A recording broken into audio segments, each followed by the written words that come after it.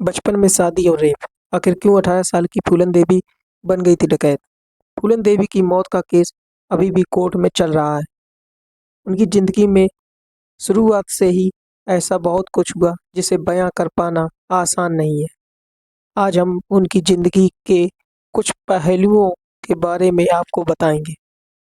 Bandit queen के बारे में शायद आपने सुना होगा। एक महिला, एक डकैत, एक रेप सर्वाइवर, एक नेता और एक विक्टिम। यहाँ उस महिला के बारे में बात हो रही है जिसकी जिंदगी और मौत ने पूरे हिंदुस्तान को हिलाकर रख दिया था। फूलन देवी पर बनी फिल्म द बैंडिट क्वीन भी बहुत चर्चित रही है। कुछ लोगों के हिसाब से फूलन देवी एक निर्मम हत्यारी थी और कुछ के हिसाब से वह एक दबंग महिला और रोल मॉडल थी। इस फिल्म में सीमा विश्वास का किरदार इतना मार्मिक था कि इसे देखने वाले कई लोग रो दिए थे। फूलन देवी का जन्म 10 अगस्त 1963 को हुआ था। फूलन देवी को 38 साल की उम्र में ही मौत के घाट उतार दिया गया था। बचपन में फूलन देवी को झेलना पड़ा था एब्यूज।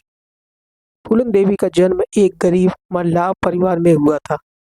उनके परिवार के पास बस एक छोटा सा जमीन का टुकड़ा था।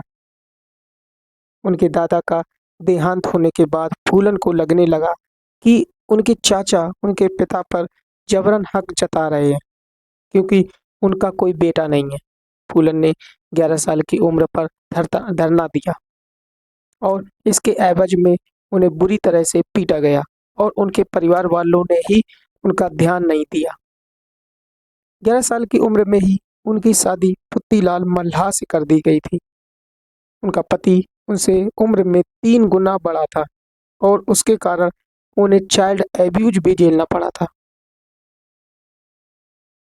फूलन देवी की शादी जिस इंसान से हुई थी वह क्रूर था और उनके साथ रेप करने के साथ साथ उन्हें बहुत बुरी तरीके से मारा पीटा करता था।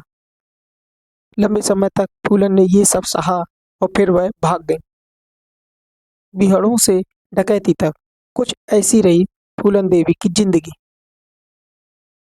फूलन जब उत्तर प्रदेश के अपने पैतृक गांव गोराहा का पुरवा वापस आई तब पति को छोड़कर आने के कारण उन्हें तंग किया जाने लगा।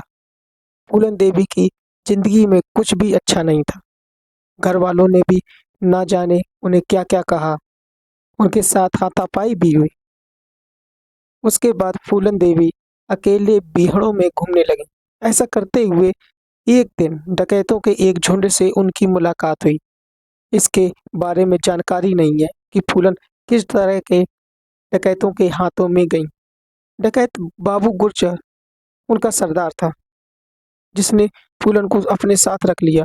फूलन उनके साथ जाना नहीं चाहती थी लेकिन बाबू गुर्जर ने जबरदस्ती उन्हें उठा लिया। कुछ दिनों तक बाबू गुर्जर ने फूलन का रेप किया और उन्हें बंदी बनाकर रखा। इसके बाद झुंड के ही एक सदस्य विक्रम मल्लाह ने बाबू गुर्जर को मार दिया और फूलन के साथ रहने लगा। फूलन और विक्रम दोनों एक दूसरे को पसंद करते थे लेकिन अभी भी फूलन की जिंदगी में मुसीबतें आनी बाकी थी। जेल से 2 भाई श्री राम और लाला राम छूट कर आए। ये दोनों ऊंची जाति के राजपूत भाई थे और बाबू गुर्जर की मौत से गुस्सा थे। दोनों ने मल्लाहों के गांव पर हमला बोल दिया और इसी लड़ाई में विक्रम मल्लाह को गोली लग गई और फूलन देवी फिर से बंदी बना ली गई। 3 हफ्तों तक फूलन के साथ रेप हुआ, उन्हें मारा पीटा गया और उनकी बेइज्जती की गई। उन्हें बेमही गांव ले जाया गया और आखिर में उन्हें पूरे गांव के सामने बिना कपड़ों के चलवाया गया। किसी तरह से फूलन देवी वहां से भागने में सफल रही और वापस डकैतों से जा मिली। फूलन देवी की डकैती और उनके गुनाह। विक्रम सिंह की गैंग के एक सदस्य मान सिंह की मदद से फूलन ने दोबारा मल्लाहों की गैंग बनाई और ऊंची जाति के लोगों के खिलाफ मोर्चा खोल दिया। उन्होंने कई जगह डाका डाला और आखिर में 14 फरवरी 1981 को उसी जगह पर 20 लोगों को मार डाला जहां उन्हें बिना कपड़ों के चलवाया गया था। इसके 2 साल बाद फूलन देवी ने सरेंडर कर दिया और उन पर डकैती, मौत, किडनैपिंग सहित कई जुर्मों को लेकर केस चले। 11 सालों तक वो अंडर ट्रायल रही। फूलन देवी पर बनी फिल्म और उससे जुड़ी कंट्रोवर्सी।